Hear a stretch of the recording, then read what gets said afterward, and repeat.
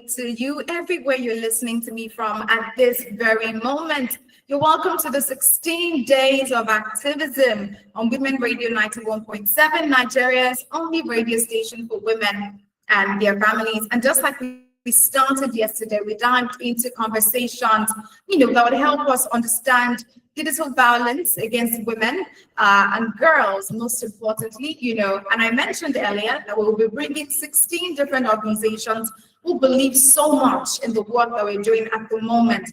And this broadcast is from Tuesday, that's yesterday, 25th of November, 2025, to the 10th of December, 2025, for 16 days at exactly 12:05 p.m. It's currently 12:07 p.m. on Women Radio 91.7, 7 minutes past 12 o'clock.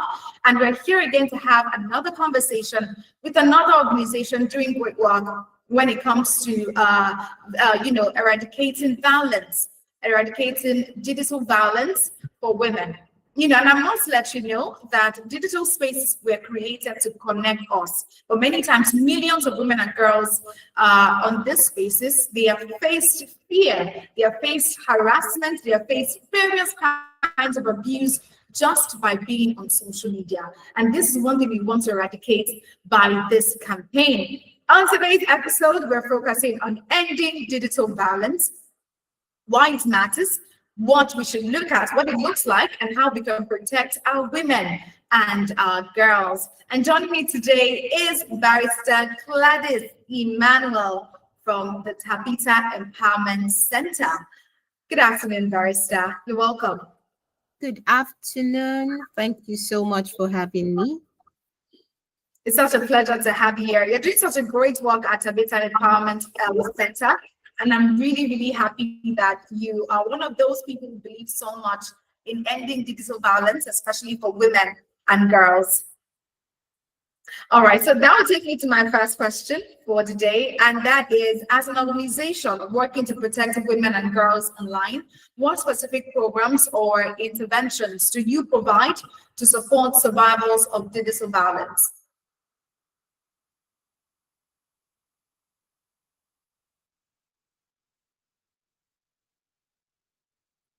Barrister. Okay, Barrister, I can't hear you properly. Can you hear me now? Okay, yes, I can hear you now. So I said, as an organization, Tabitha Empowerment Center, that is working to, yes, I can hear you, Barrister. Hear me? Yes, I can.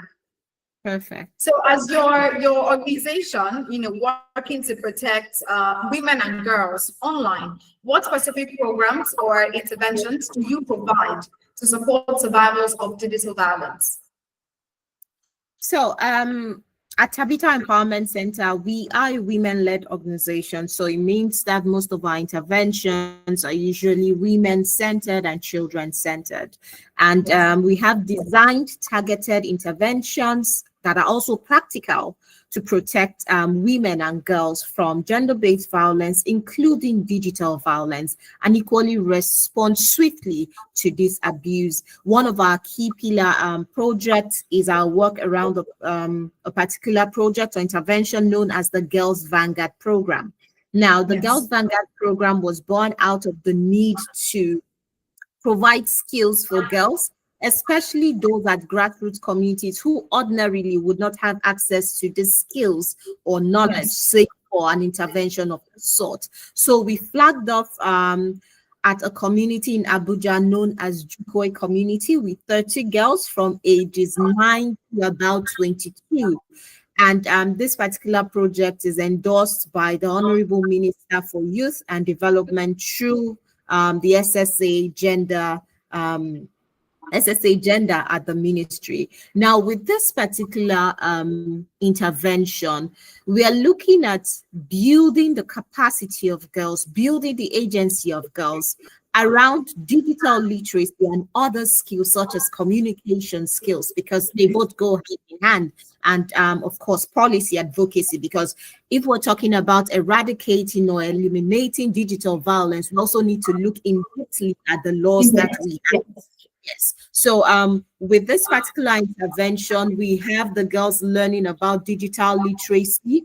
We have them also learning things around safe online behavior, Yes. misinformation management, how to identify the red flags online, how to Mm. know this is account and things like that, how to also comport yourself online, because there are things known as digital footprints. So Yes. for you and I, we might just finish a conversation and feel like we have deleted that conversation, but in the true sense of the word, for persons who know their way around the computer, they are able to still obtain that information from the Yes. computer. Also made them understand that when you do screenshots and you forward them to persons, Mm. disappear. It goes somewhere. So that these persons are saving it. What is the reason behind them saving it? Those are also some information that we're not very privy to. We've also Yes. made them understand that there are things known as grooming of teenage girls online, where we have adults that are trying to exploit little girls, young women for sexual favors and all of that. So these are some of the information we've been able to bring to the girls with regards. Yes. Mm. Okay, Barrister Gladys has been giving us advice. So, she has been sharing insights on the great work that they're doing at Tabitha Initiative Empowerment Center to help us understand how to protect women and girls online, especially giving support for survivors of digital violence. Because yes, it is very, very important that women and girls understand some of the things. And that will take me to my next question for you, Barrister. How does you mentioned a lot of things about how your organization supports. So we know that digital violence often goes unreported because of the shame or maybe the fear of being not believed, because a lot of people speak up, but they are not believed. They say, oh, I did this and did that to me, but they are not believed at the end of the day. Now, how do you ensure that survivors of digital abuse receive holistic support, especially psychological assistance, digital security guidance, and legal help when it is necessary? Because many times people who go through these things do not want to speak up because of the various abuse, shame that they encounter. So how do you ensure that they get the right support and give them confidence to speak up when they are being abused digitally online? All right. So for us at Tabitha Empowerment Center, one thing we always do when we approach cases of GBV and digital violence is we leverage a survivor-centered, a human Yes. rights-based, and a trauma-informed approach. Now, Mm. with this tripartite arrangement, you are able to, while provide awareness, you're also able to empower the survivor and not stigmatize them, not judge them, which is what most people are afraid of when they Yes. face cases of digital violence. So for us, Yes. one we do leveraging this tripartite approaches when a survivor of digital violence through Mm. our helpline, or either they walk into our center or they send an email or a WhatsApp message or whatever it is, we walk through our community champions. We have persons who we have trained over the years on how to adequately address cases of gender-based violence at community level. Yes. Interestingly, some of these persons include men and boys because we're very big on male allyship. That's very true. Which recent studies and recent statistics have proven that some of the perpetrators of GBV or digital violence are mostly male folks. So what we Mm. do is utilize male folks to rewrite that narrative and undertake a change in mindset. So the male folks are now the ones who go about the awareness creation at the grassroots. They're also the ones who escalate the cases to us or the appropriate authorities. We also undertake school clubs and school sensitization because we also need to be able to address the younger generation. Now, our society is made up of two categories of persons. There are the digital migrants, who are the oldies, and then there are the digital natives, who are the millennials and the Gen Z. Most of our Yes. life, of what we do, happens online.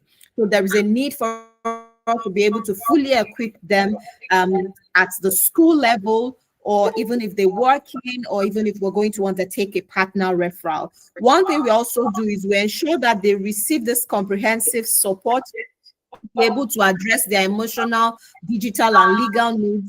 And we have in-house counselors. So persons who are trained specifically to be able to attend to survivors of gender-based violence. So with our in-house counselors, they're able to provide emotional stabilization, they're able to provide trauma counseling and continuous check-ins and follow-up. Then, of course, we have legal support. Internally, Yes. we have a legal team who is able to provide you with legal advice, counseling, and all of that. And if we see survivors who want to undertake litigation, meaning they want to prosecute, now we are able to adequately undertake a seamless referral to agencies such as NAPTIP, which is the National Agency for the Prohibition of Trafficking in Persons, or the respective sexual and gender-based violence units, whether it's the one at the Federal Ministry of Justice or the gender desk at the Nigerian Police Force or NSCDC.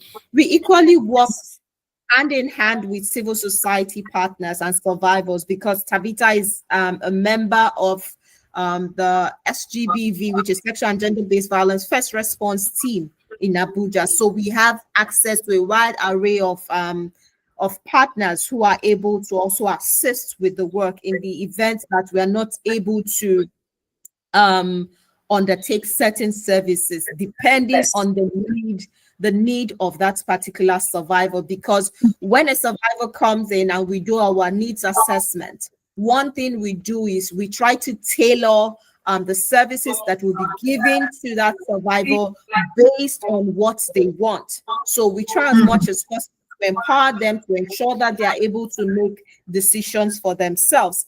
Our priority is also to ensure that survivors never feel that they are alone in all of this. So every case is handled with topmost confidentiality, empathy, and then we continue like follow up consistently, of course, at their own pace, just to ensure that they get all the support they need and they are able to heal. That is a lot of great work you're doing, I must say, because it's important. I love how you're holding their hand. You're not just showing them, this is what you should do, this is how to do it, but you're literally holding their hands through the journey to help them get it better and do it better. That's awesome. That's really, really good. Thank you so much for the great work that you're doing. Thank you. Thank you. Yes. That would take me to my next question, because I know that this is usually not very easy. It's not always easy to, help people, especially. So what are some of the biggest challenges that you face in combating digital violence, especially regarding technology, reporting system, or community attitudes? Because all of this technology is getting advanced day by day. So safeguarding people might be difficult on a daily basis. So what are the biggest challenges that you face in combating digital violence, especially regarding technology, reporting systems, or maybe community attitudes? So you're very correct when you say technology is ever evolving. And Yes. in fact, the speed at which some of the perpetrators of digital violence are going, it almost makes it difficult to meet up. But that notwithstanding, I mean, we're able to do what we can to provide the necessary support and ensure that survivors also access justice. So our work at Tabitha Empowerment Center, whether it's our engagement with communities or our engagement with the various agencies or relevant stakeholders, has continued to reveal that there are indeed systemic and community level challenges. Now, the challenges encountered by communities differ from one community to another. Sometimes also have culture in the mix of it. But one of our biggest headaches is the low digital literacy rate. Not many people know what we even mean by digital literacy. In every household in Nigeria now, or at least 80% of the households in Nigeria, you would find one person with a smartphone. And with that smartphone, we need to ensure that people understand how to positively utilize it and ensure that they are not causing any form of abuse or violence to someone online. So low digital literacy, especially around women and girls in underserved communities, is one of the challenge. Then we have things around strong victim blaming and harmful cultural norms. Now, remember, I started off earlier by stating that society is made up of our digital migrants and digital natives. Now, for the digital migrants, they don't understand really what you mean by someone is stalking you online, or they don't understand what it means by cyberbullying. Not many of them understand that. So we see that these incidents are now met with some form of victim blaming. How could you send images of yourself online? You should have known better. But we should be looking at the fact that the survivor is not to be blamed, but it's actually the perpetrator who is using a good tool for the negative.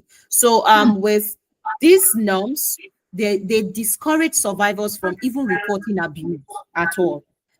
Because they feel like when I go out there to report, people would stigmatize me, people would judge me. Then also weak reporting systems. So we see on several digital platforms, sometimes responses are usually slow.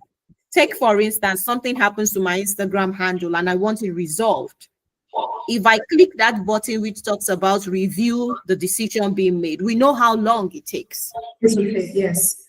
So sometimes these are also things that discourage people. Then we have slow responses, either from survivors, especially around things like the digital footprint we mentioned, where they need to take down some of those things. If it's an image, you need to take down that image. How long will it take the platforms to take down that image? How long is it going to take in the communication process, especially if the perpetrator doesn't even live in the global south? Maybe the perpetrator lives in the global north. So that in turn is going to take a lot of time to have it resolved, have them respond to you, and then have them take down the image. So cross-border also, cross-border crimes, some of them largely go unreported because someone will be like, this person is all the way in this other continent. I mean, I can't do so much about it. And then we have the clear reporting pathways. So at the moment, we do not have online platforms or portals where with a click of a button, even if it's the weekend, I can quickly make my report and then I would be attended to. There's also the absence of multi-agency coordination for digital violence. It occurs for physical violence and the rest, but for digital violence, it's a bit novel in this part of the world. So you see that coordination hasn't been fully established in our country. So in turn, we need to understand that addressing these gaps requires stronger institutional commitment. So we need to commit. We also need investment in law enforcement capacity, because you cannot assist when you do not have the capacity or the knowledge to provide that support. And then we need, as much as possible, widespread community education. Tabitha is doing the bit that it can, but if we have 20 more organizations or more government agencies heavily invested into digital literacy, especially for persons at the grassroots, it will go a long way to lay some of these fears and ensure that survivors report and even prevent digital violence itself. Wow, this is this is a call to organizations, industries, or personalities, people who have power, who have the capacity to support this cause, to actually use their status, their power, their influence to support digital literacy and help women and girls, help even men, boys, help them understand, help them understand the effects of all of these things and how they can protect themselves. Because at the end of the day, when one person is safe, a lot of people are also safe at the same time. When they get knowledge, they get more safe, they get more clarity, and the society is protected even better. And anyone doing all of these things or causing problems like this would be arrested when there is need for it. And that will take me to my next question, about the fact that how do you want stakeholders, government, tech companies, communities, civil societies, how can they work together? How can they work more effectively to prevent digital violence? Maybe one of them is listening right now and they don't know how they can go about it. How do you think they can help, they can support to put an end to digital violence and also ensure that they give knowledge, literacy knowledge, digital knowledge to people in the rural communities, people who do not know about these things? All right, I'm very glad that in your question you mentioned the fact that everyone has a role to play. Yes. And just like every other social justice issue, digital violence is not any different. We cannot work in silos. Yes. So we require a shared responsibility and coordinated action. And for the government, I'll start with the government.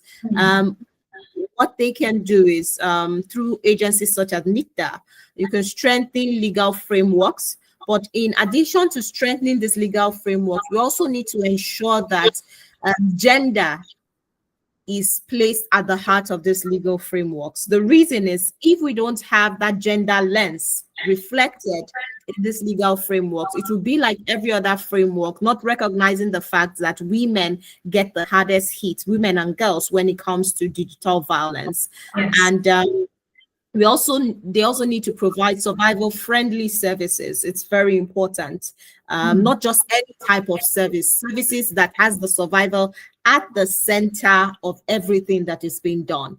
Then for the tech companies, one thing that could be done is improving reporting mechanisms. I remember in the course of my responding to previous questions, I talked about a click of a button. We Yes. don't have that kind of portal where we could do a click of a button and then all services available to you even over the weekends or late Yes. at night. So one thing that could be done is improving reporting mechanisms. That way, they're also able to act faster on flagged contents. So if you notice a content that contains maybe hate speech or harassment, it can quickly be flagged and taken down, like almost immediately. And then there is a need for us to expand transparency on case handling. Yes. Then for communities, we cannot overemphasize the need for creating safe environments where survivors are believed and supported. Over the weekend, I had the privilege of also facilitating a session on digital violence for traditional rulers in the FCT. And one thing that came to mind was the fact that we need to ensure that our communities are not judgmental. Our communities do not stigmatize, and we need to make our communities a safe haven for our young girls and for our women. And we also need to make it a zero tolerance zone for digital violence and all forms of gender-based violence. So communities, we need to make it safe, no discrimination, no stigmatization. For civil societies, just like my organization, Tabitha Empowerment Center, Yes. need to continue raising the awareness. We should never get tired of raising awareness. And we also need to offer survivor support, but support that lets the survivor lead the way, except of course where is a child that is involved and then we need their guidance to make certain decisions on their behalf. And Yes. with regards to documenting of cases or documentation of cases, we also need to improve on that and advocating for reforms. Also, tech companies or even the academia have a role to play. So things around research can come up with the real statistics, real-time figures, and then we know where we are at as a country in handling this particular menace. That in turn will help us to work better, because then we can see what specific forms of digital violence are most prevalent in certain parts of the country, and then we can strategize, develop our programs to specifically address those forms of digital violence. Thank you so much for that answer. I believe that every government agency, tech company, they've all listened and they will take note of everything that has been said and also begin to take action. And one thing we must all know is that ending digital violence requires intentional action. It requires stronger safeguards and a collective commitment to protecting women and girls, boys and men alike in online spaces. And as we continue the 16 days of activism, let us challenge harmful practices, promote digital safety, and ensure that survivors receive the support that they need to reclaim their voices online. And together, I believe that we can create a safer digital world, one that every woman and girl can connect, express, and thrive without the fear of harassment, threat, or even abuse. Special thank you today to my guest, Barrister Gladys Emmanuel. Thank you so much, Barrister, for being on the show this afternoon. It was great communicating, engaging, and just providing insights on digital violence. Thank you. Thank you so much. And special thank you to the production team of Women Radio 91.7 for putting this together, and to my executive producer, Towomokokiwale Shunaya. Thank you so much. Till tomorrow, we'll get to meet again by 12:05 p.m. to 12:30 on Women Radio 91.7 for the 16 days of activism. My name is Bimbolua Akiremi. Enjoy the rest of your afternoon. Bye for now.